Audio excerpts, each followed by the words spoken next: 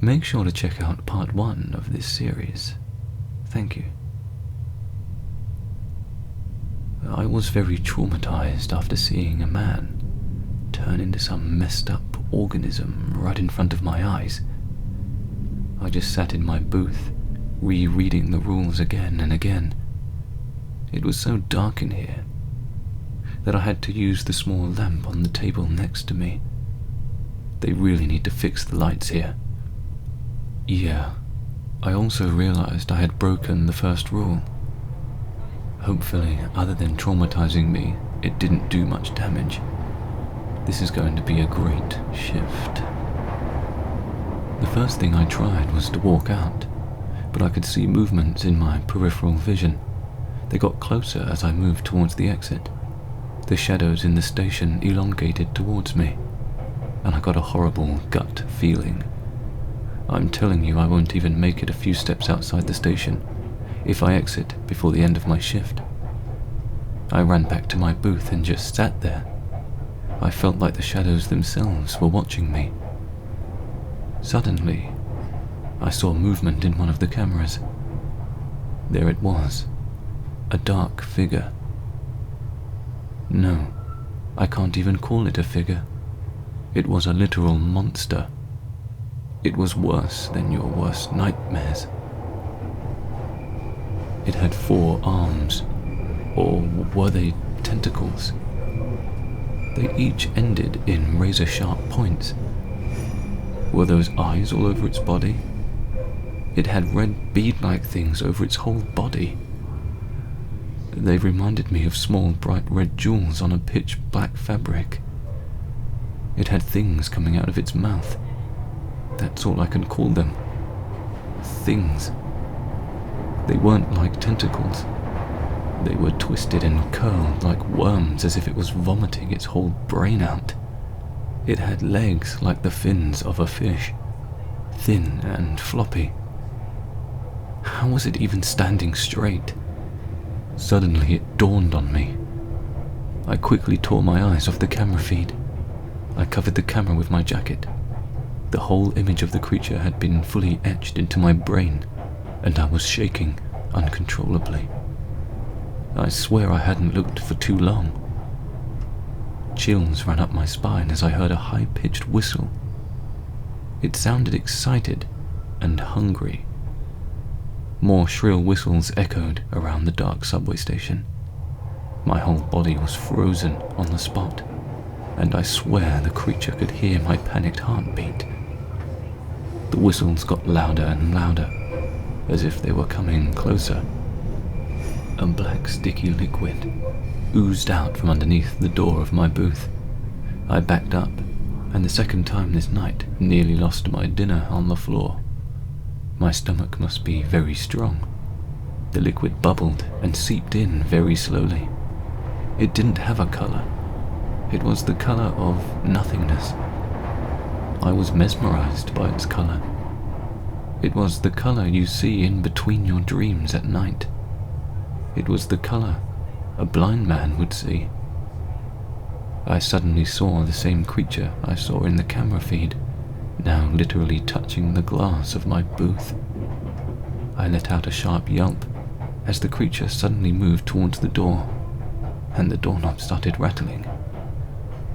Then I heard another sound, a sound that made the hairs on the back of my neck stand up.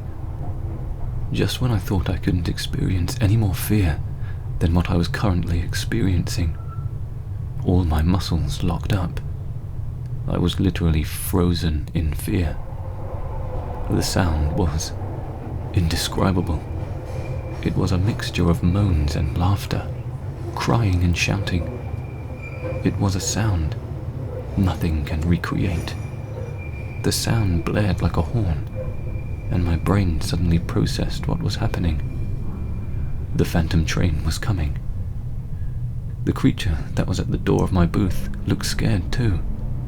It spasmed all over like a fish out of water. Suddenly it turned around and ran, or slithered. I don't even know what word to use for its movements. Looks like I survived breaking another rule. The phantom train came in. Have you guys watched Thomas the Tank Engine? Yeah, that's not exactly how the train looked like. It had a human face embedded on its front. Other than that, the train was fairly normal, and it came to a stop on the platform. I couldn't erase the image of the face on the train, looking at me as it stopped by. It had an unnatural grin on its face. Its eyes were way too big and cartoony.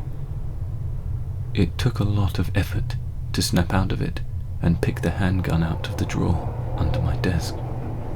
It was already loaded. I did not want to break this rule. Even the creature that came after me was scared of this train. I honestly do not want to face whatever comes out of this train. Something deep in my gut told me that if this time I failed to follow the rule, I won't make it out of this subway. Guess who came out? It was my little sister. She's recently turned 15. She walked out looking dazed, like she had just woken up. She looked around and saw the train station. Her eyes lit up as soon as she saw me. I pointed the gun at her, and her face crossed over with fear and concern. She told me to put the gun down. She asked me why I was doing this. Suddenly the train blared its hideous horn, and its doors started to shut. My sister looked back, equally disgusted at the sound. I pulled the trigger. It all happened in slow motion. The handgun made a loud sound that echoed all across the subway station. The bullet pierced the back of my sister's head and made blood splatter everywhere.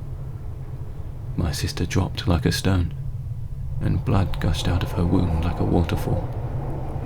It pooled all around her lifeless body. The train left, its horn mocking me. I quickly ran back to my booth and broke down. I cried for what seemed like hours, and screamed at the subway station. She seemed so real. Was it actually her body laying there? Did I just take the life of my sister? No, I couldn't have. No, no, no. I'm trying to calm down by typing this up. It's still only 3:20 a.m.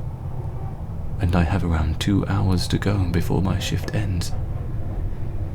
I don't think I'll make it. This isn't a subway station. It's a portal to hell.